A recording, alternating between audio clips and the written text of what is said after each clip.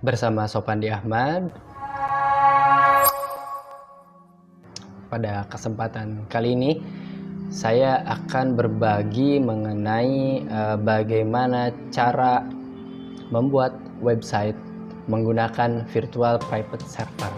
Nah, ini pada video sebelumnya saya mendapat kunjungan dan pengunjung tersebut memberikan komentar seperti berikut nih. Bang, buat video cara bikin web di VPS dong, katanya.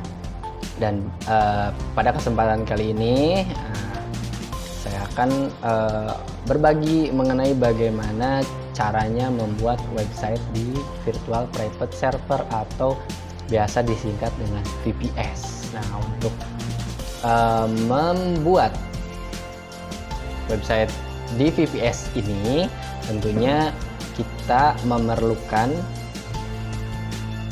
sekitar minimal 4 hal ya, dan 4 halnya itu ini disingkat menjadi LAMP ya. Nah, LAMP ini merupakan kependekan dari Linux. A-nya sendiri adalah Apache ya, atau saya sebut saja biar lebih mudah Apache. Kemudian M-nya itu kependekan dari MySQL atau MariaDB yang merupakan database, yang merupakan engine untuk database. Sementara P-nya sendiri itu kependekan dari PHP. Dan PHP ini fungsinya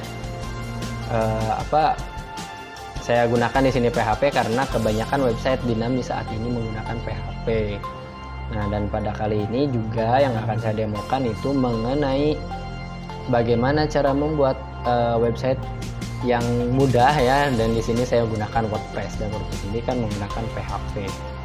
Nah, untuk yang pertama ada L, Linux, dan Linux ini merupakan sistem operasi tempat nanti servernya sendiri, dan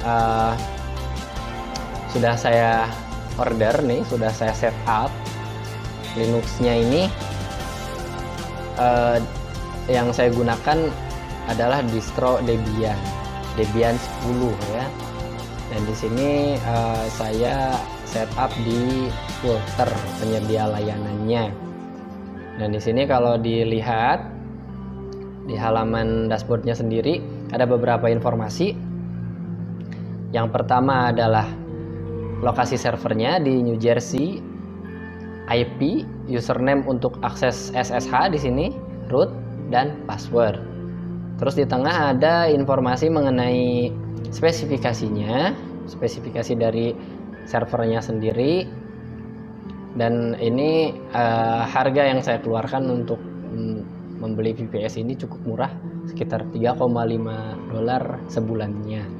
Dan ini khusus saya pesan untuk kebutuhan tutorial di video ini ya. Oke. Nah, setelah Linux kita setup, di langkah berikutnya adalah tadi kan ada LA ya, A-nya sendiri adalah Apache. Apache ini berfungsi sebagai web server. Jadi langkah berikutnya kita install paket Apache. Dan di Debian ini paket Apache yang bisa kita install adalah Apache 2. Tapi sebelum itu kita akses dulu servernya ya. Aksesnya sendiri menggunakan koneksi SSH. Nah, caranya adalah dengan kita ketik perintahnya itu SSH, kemudian user, kemudian add IP. Usernya sendiri yang digunakan itu adalah root ya. Jadi kita ketik SSH spasi root add IP-nya diambil dari halaman dashboard tadi ya. Nah, sehingga nih setelah kita ketikkan enter dan dia akan meminta password. Passwordnya belum saya ubah, jadi langsung saya gunakan apa yang ada di sana. Dan setelah itu barulah kita akan memperoleh akses ke VPS-nya sendiri melalui terminal ya. Nah, karena di sini PC saya juga menggunakan Linux, jadi saya bisa langsung mengaksesnya menggunakan terminal emulator. Sementara jika bagi pengguna Windows, ini VPS ini bisa diakses melalui terminal yang nama aplikasinya itu PuTTY. Oke, sudah bisa login. Setelah login, langkah berikutnya adalah kita coba install Apache 2. Nah, tapi karena ini servernya baru saja saya setup, nah sebelum kita install paket pertama ini, kita perlu melakukan update update dari Linuxnya sendiri ya. Nah, kita ketikkan apt update, kemudian apt upgrade. Nah, ini perlu diketahui biasanya kalau seandainya level kita ada di user, perlu ditambahkan di depannya tuh sudo. Tapi karena saya langsung akses menggunakan root, sudo ini tidak diperlukan lagi. Nah, selesai upgrade, langkah berikutnya adalah kita install Apache 2 ya, dengan perintah apt install Apache 2. Nah, kita tunggu sampai selesai. Nah, jika sudah selesai, setelah selesai kita install Apache, kita bisa mengaksesnya melalui IP yang tadi ya, IP yang VPS kita, dan kita bisa melihat sebuah halaman web. Nah, di sini saya sudah kita lihat nih, ini kan alamatnya itu berupa IP. Ini IP ini enggak human friendly gitu ya, kurang mudah untuk diingat oleh manusia. Jadi untuk lebih memudahkan lagi, kita tentukan sebuah nama domain, dan saya sudah setting. Saya sudah buat sebuah domain khusus untuk tutorial ini. Saya arahkan ke IP tadi sehingga halaman webnya bisa kita akses cukup dengan tanpa perlu mengetikkan IP, tapi langsung dengan mengetikkan nama domain. Oke.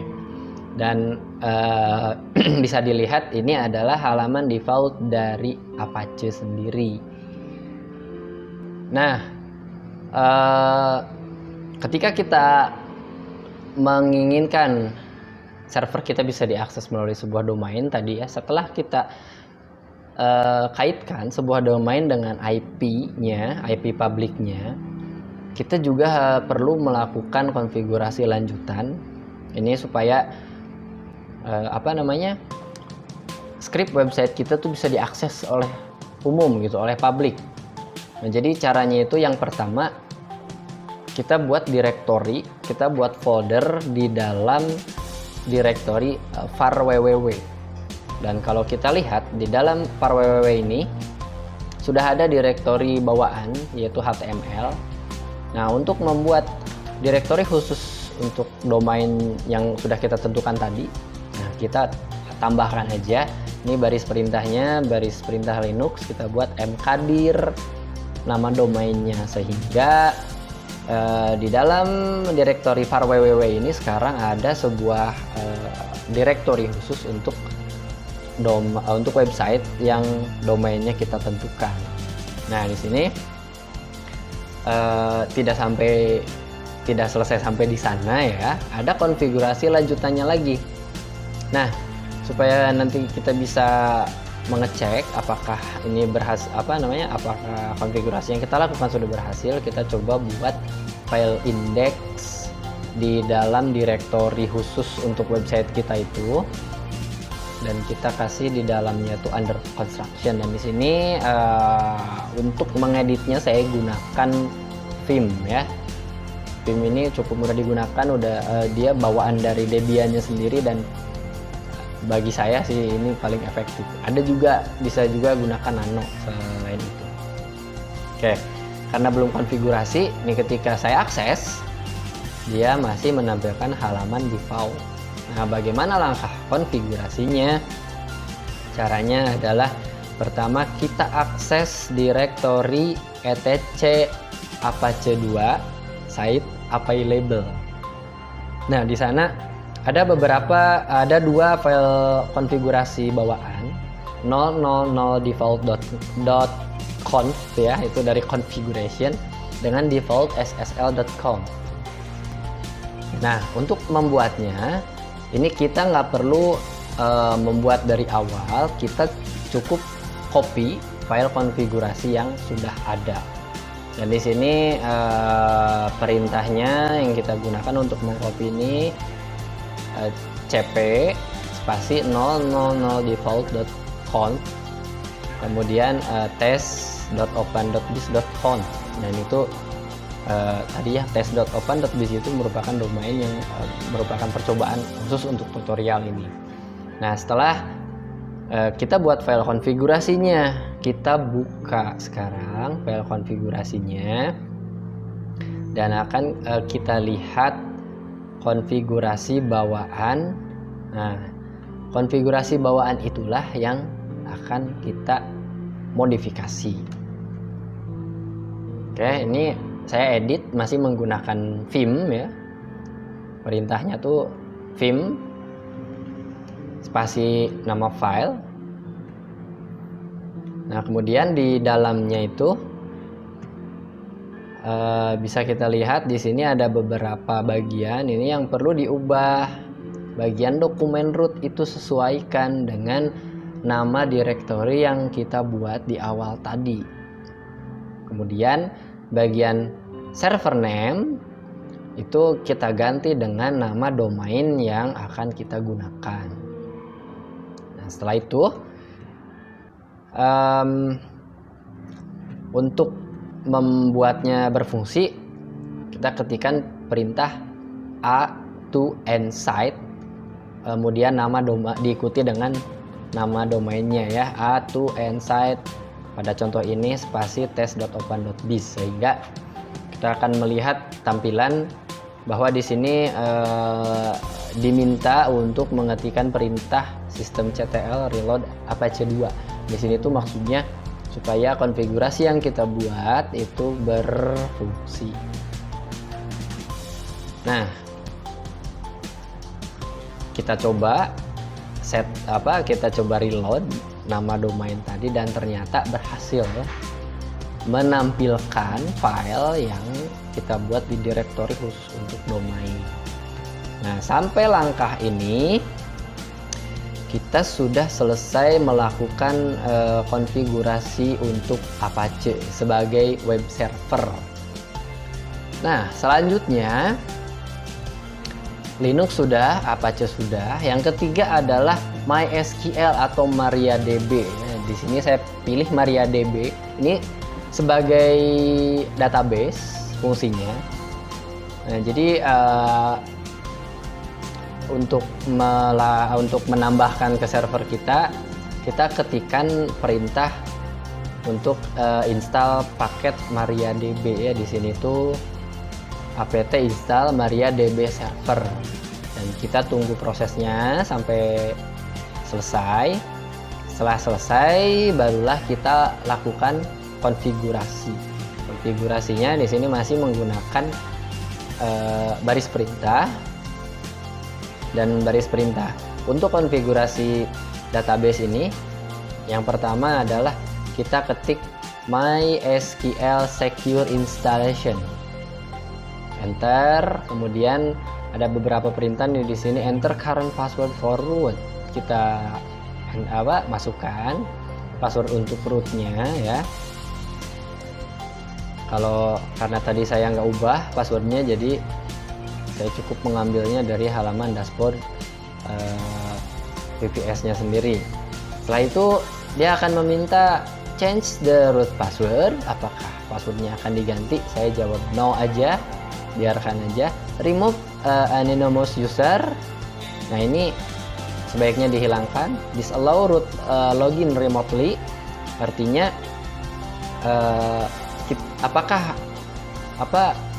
akses database dari luar akan diizinkan? Nah, ini sebaiknya jangan diizinkan. Jadi jawab aja, saya sendiri jawab N ya, karena apa? Demi alasan keamanan. Remove test database and access to it. Nah, ini test database ini nggak apa-apa, aman untuk dihilangkan. Reload privilege stable now, yes.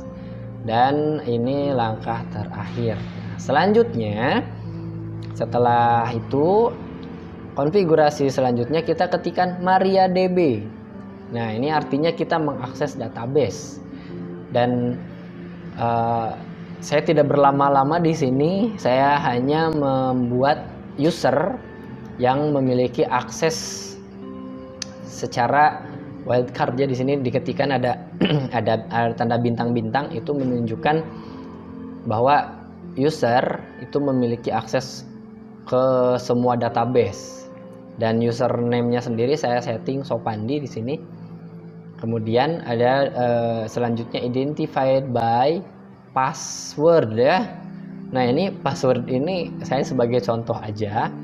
Pada saat produksi, upayakan passwordnya ini disetting karakter yang lebih kuat lagi gitu, supaya aman.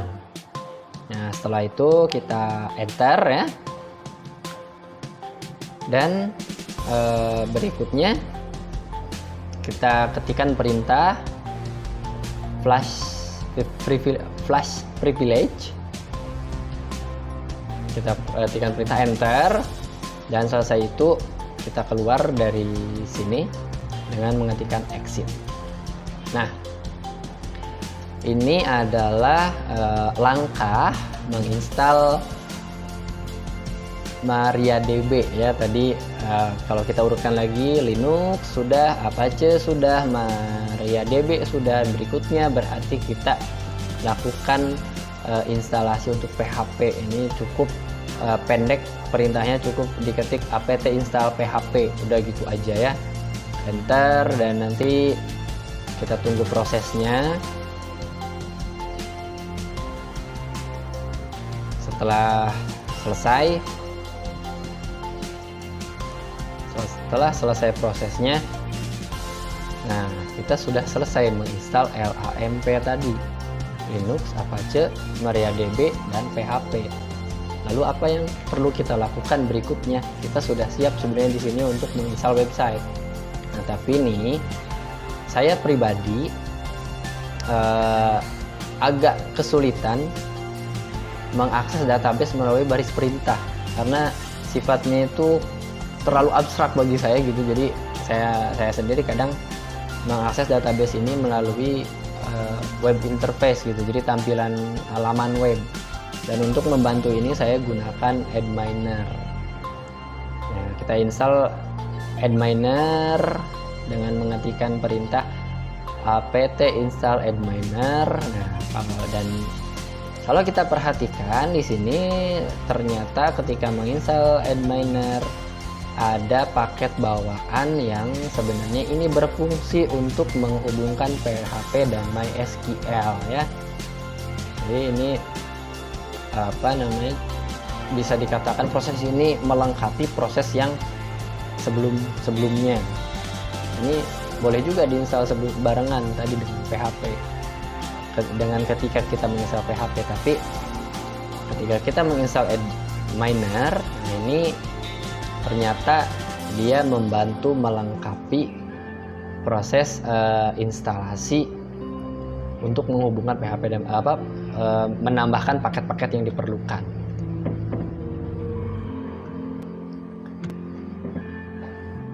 Kita ketik Y ya untuk yes, dan kita tunggu prosesnya sampai selesai. Oke, sudah selesai. Dan untuk supaya Adminer ini bisa diakses, kita perlu melakukan konfigurasi lanjutan.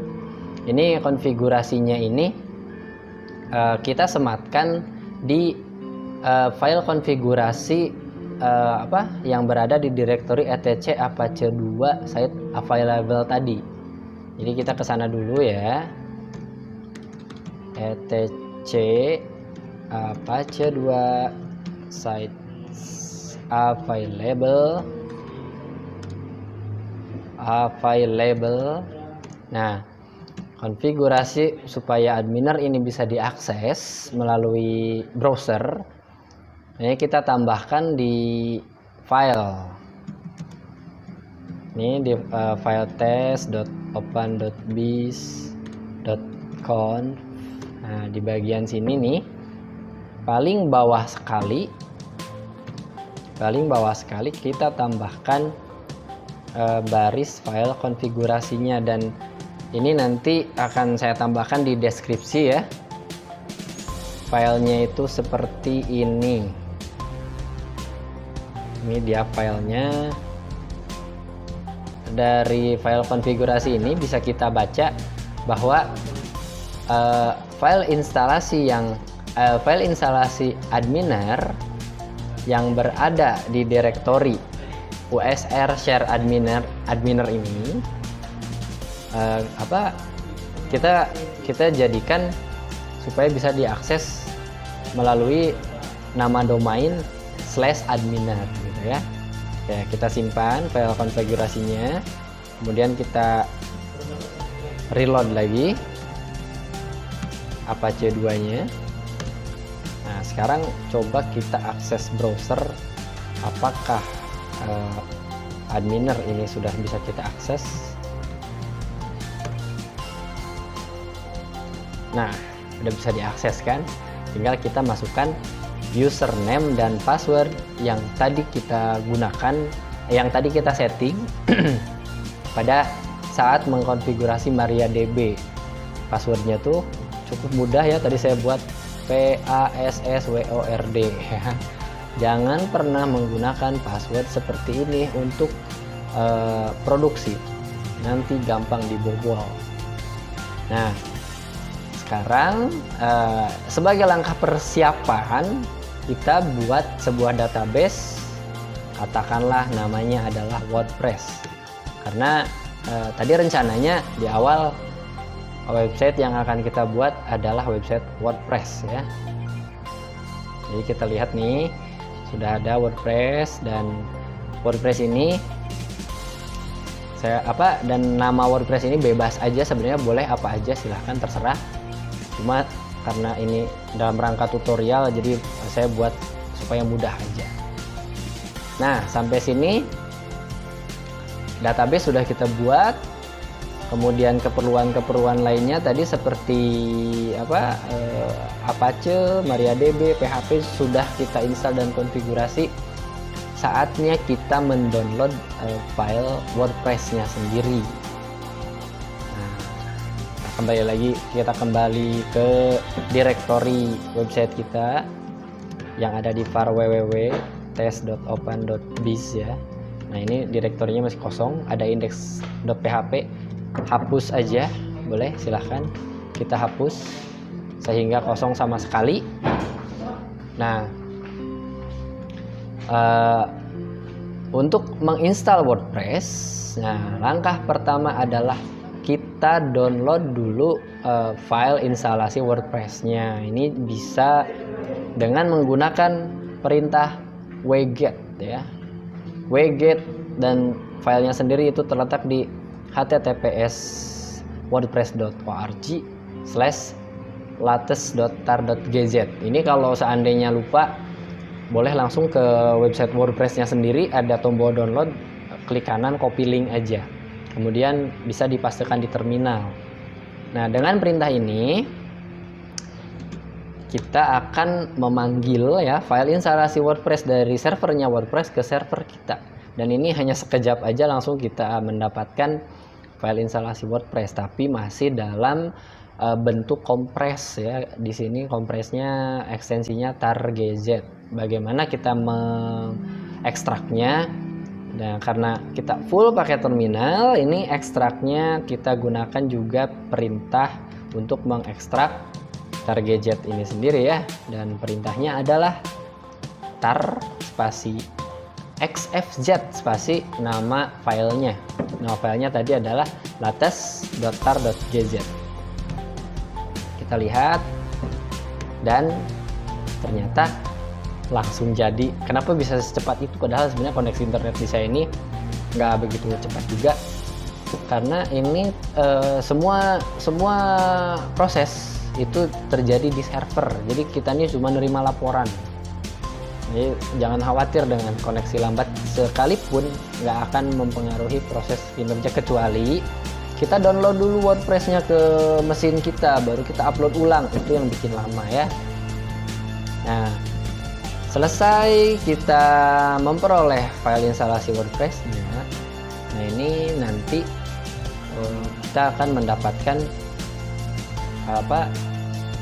alamat websitenya. Kalau seperti ini jadinya bla bla bla bla bla /WordPress. Nah, supaya berada di root, maksudnya supaya ketika domainnya diakses langsung websitenya gitu, kita pindahkan isi WordPress, isi yang ada di folder WordPress ini keluar ya.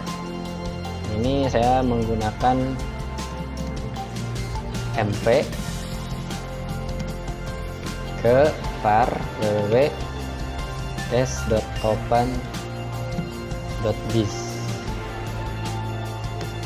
Nah, sekarang folder WordPress-nya sendiri sudah kosong karena telah berpindah semua ke root. Langkah berikutnya adalah kita akses nama domain kita, dan kita perhatikan setelah kita akses nama domain kita akan muncul halaman setup untuk website WordPress ini. Seperti ini halamannya. Di sini katanya welcome to WordPress. Before getting started, we need some information on the database. You need to know the following item before proceeding. Artinya tuh bagian-bagian ini nih, nama database, username, password, host, kemudian prefix itu harus disiapkan terlebih dahulu sebelum kita mulai ya. Nah, kita mulai aja. Nah, database name-nya WordPress sesuai dengan yang kita siapkan tadi ya. Database name-nya WordPress udah cocok nih, satu. Username-nya tadi untuk database, username-nya saya buat Sopandi. Password tadi ya, yang saya bilang hati-hati jangan sampai menggunakan ini. Database hostnya localhost, dan prefix ini bebas diisi apa saja. Defaultnya WP, tapi demi keamanan silahkan ubah WP ini menjadi karakter yang sulit ditebak. Nah, setelah itu kita submit. Kita lihat apa yang akan terjadi. Nah, unable to write. Nah, ini peringatan ini muncul karena masalah permission di directory websitenya. Ini bisa diatasi dengan mengubah. Ini kita lihat. Nah, domain test.open.biz ini dia milik root, makanya web server tadi pada saat instalasi ini dia tidak bisa mengubah apa isi dari websitenya. Untuk bisa supaya proses yang ini otomatis, kita ubah permissionnya. Yang test.open.biz ini menggunakan perintah chown -r www.data test.open.biz. Oke, kita lihat sekarang permissionnya test.open.biz ini sudah www.data ya. Sehingga kalau yang ini kita reload nih, langkah ini tidak perlu lagi kita lakukan manual, tapi otomatis gitu. Alright Sparky, you've made it through this part of the installation bla bla bla bla. Pokoknya langkah yang tadi udah selesai, kita mulai run the installation. Saya detail untuk websitenya sendiri ya. Misalkan website open ya. Username ini silahkan menggunakan karakter apa saja. Saya contohnya menggunakan Sopandi nih. Kemudian password. Nah, ini password di generate dari kadang ini password ini di generate, boleh kita setting juga. Tapi untuk WordPress ini kalau kita sembarangan membuat password, dia akan menolak ya, karena password yang digunakan itu harus yang kuat.